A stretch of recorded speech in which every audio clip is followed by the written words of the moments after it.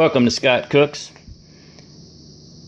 I'm going to be doing a series of recipes involving this pork shoulder butt or Boston butt. There's a couple different names for this. It's basically a pork shoulder, the butt of the shoulder. So this is just a very fast how I cook a 7 to 8 pound pork shoulder frozen in the Ninja Foodi. And then the rest of the recipes will follow. So this is just going to be a very quick version. First thing you got to do is get it a little thawed out. Not much, just a little thawed out so you can bend it a little, because a regular 8+ pound is not going to fit in this Ninja Foodi. You got to be able to press it down in. So I've already done that, so I'm going to cut it open and get it in there. Alright, I've got it in there as far as I can get it. You can see it hanging over, so but I'm going to use the pressure lids. So it's going to go over here. So we're going to test the lid. But I want to mention that if you're going to use this for other recipes, you don't need to season this at all. No seasoning. What we're going to do now is just test the lid. If the lid doesn't fit, I'm just going to take a very sharp knife and just cut this part off and just throw it back over in there. Okay, the lid almost fit, but not quite. I want to make sure I get a really good seal. The bone is running right up to the end, so I'm going to just pull this back out, do some little trimming, see if I can get this to go a little further down in, then I'll pop the lid on. Alright, I went ahead and just cut the end off. Luckily there was no bone there, and I just threw the piece over in the side. What I'm going to do now is just start adding some water, just regular old tap water. And we're going to pressurize this, mostly to thaw it, and also to start to cook it. But I'm going to slow cook it for the rest of the day, for about at least 6 hours. So we're going to pressurize it for a couple hours, get it fully thawed and start the cooking process, tenderize it, slow cook it to just fall off the bone, because I'm going to be making some pretty cool stuff with this. Alright, see the water level coming up pretty high there. That's good enough for me. Pop the lid on, make sure you're on seal, power up, throw it on pressure, it defaults to high, that's fine. We're going to pressurize this for quite a while. We'll go, we'll throw it an hour and a half under pressure, and we'll do a natural pressure release for at least 30 minutes, maybe more. Remember, this is right out of the freezer. It's about 7.5, 8 pounds. It's going to take a long time to thaw, but I've done this before. This is going to come out just literally just falling. I'll just be able to reach in and just grab the bone and just pull the bone right out. So, alright, see you back in a couple hours. Alright, we just finished the hour and a half under high pressure. The seal is still on, and we're doing what's called a natural pressure release now. So you can see it's counting upward now. So we're going to go about 30 minutes, give it a total time under pressure of 2 hours, and then we'll drain a little bit of the liquid out, put it on slow cook high for about 2 hours, and then drop it to slow cook low for the rest of the day. About 25.5 minutes. Go ahead and release the pressure. As you can hear, there wasn't a whole lot of pressure left anyway, so that worked out just about perfect. Button's about to drop. Then we'll check the water situation, probably drain some of it out, and get the slow cook started for the next, there it goes, for the next, 5 hours.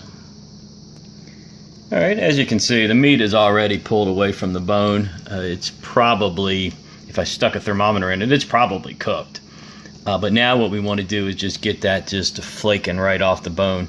There's way too much water in there for a slow cook, so we're going to drain some of that out. And I'm just going to pick the pot up, go over to the sink, drain about half of that out, put it back in. Alright, I drained a considerable amount of water out, and we'll, as we slow cook, we'll be making more liquid anyway.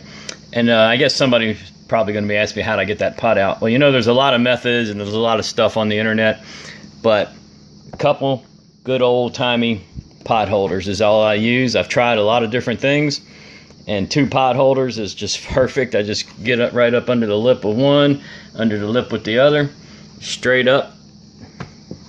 My hands don't get hot, and everything is good. Alright, let's get this guy over to slow cook.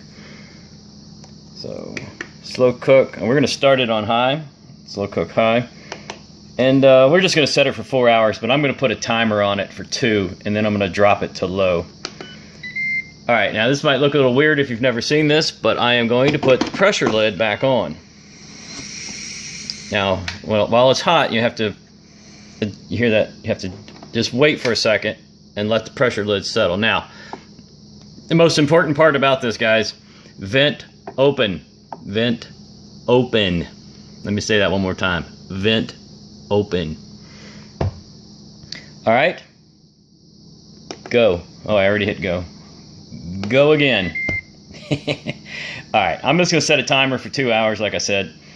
And 2 hours, we'll come back, check it, and I may even roll it over for the final cook. We've reached about 2 hours on high.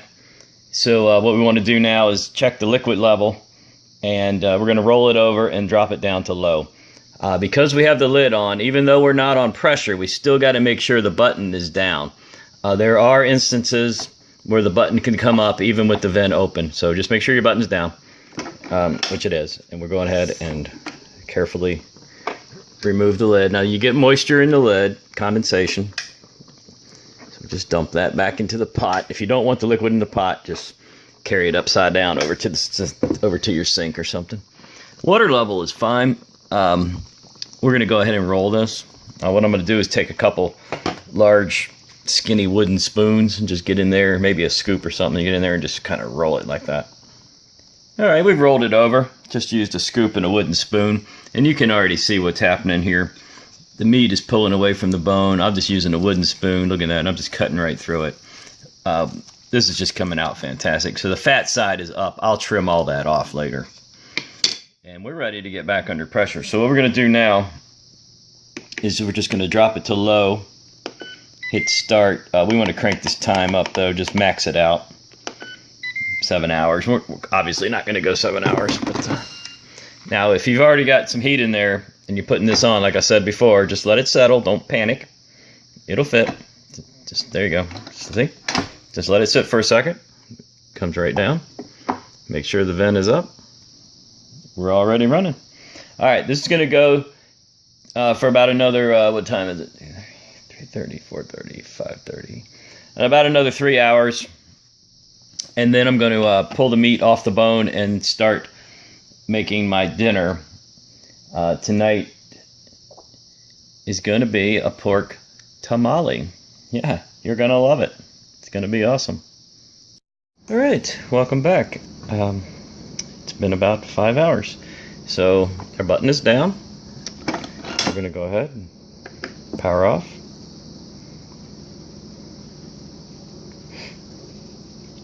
Remove the lid. Oh, look at that. Oh, I wish you could smell that. That is fantastic. All right, well, what we're going to do now is remove this from the pot. So we're going to set it on a great big tray over here. And we're just going to let it sit for about a half an hour because it's so hot I'm not going to be able to touch it.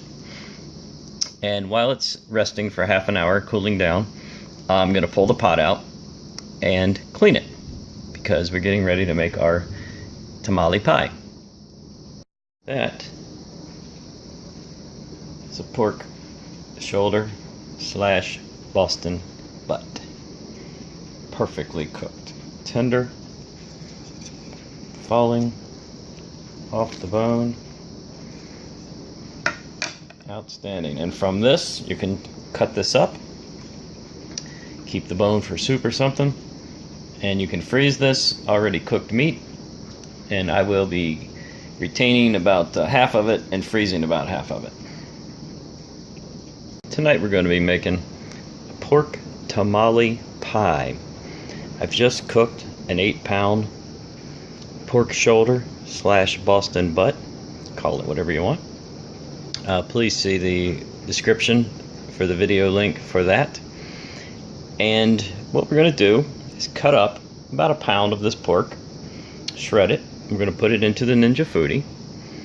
We're going to mix it with your favorite salsa. Tonight I'm going to be using a bourbon and apple salsa. I thought that would go really nice with the pork. I'm going to take a handful or two of mixed vegetables. We're going to mix all that together in the pot. Then we're going to put together our Jiffy corn muffin mix, and we're just going to pour it right over top and then cook it. And that is pork tamale pie, my version anyway. So let's get started. Hey guys, I've pulled some of that pork shoulder off the bone. Got a good pound in there, maybe a little more than a pound. I froze up the rest and saved some for tomorrow's dish, which will be another video. I'm not going to tell you what it is yet. Alright guys, pork is cool enough to work with now. We're going to go ahead and pour in our salsa.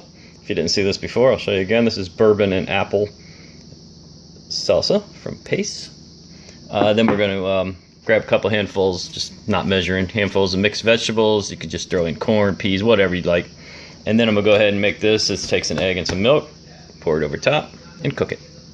Alright, let me show you this before I mix it all in. So I got the frozen mixed vegetables, I've dumped in the salsa, and I shredded up that pork even finer. So what we're going to do is we want to get this mixed up really good, because we're going to pour our batter right on top. So we won't have the opportunity to do any mixing after we do that. Okay, it's a little dry. I'm going to take a little bit of water and mix in this and just kind of pour it in. I don't want any like actual liquid. I just want to moisten it up a little more.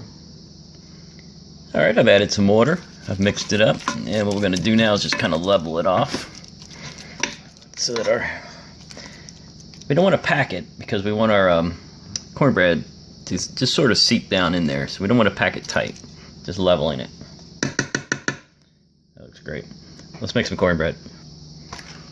Alright guys, this is a 8.5 ounce box. So if you get one of those big boxes, just split it in half.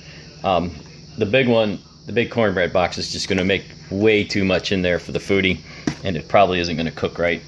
These little boxes work just absolutely perfect for the foodie. So I've dumped that in. Let me grab an egg.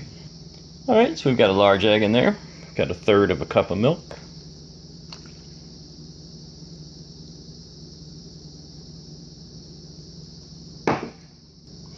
And we're going to just whisk this up really good and then pour it over top. Alright, we've poured our cornbread mixture over top. It doesn't have to go all the way around. This is just a topping.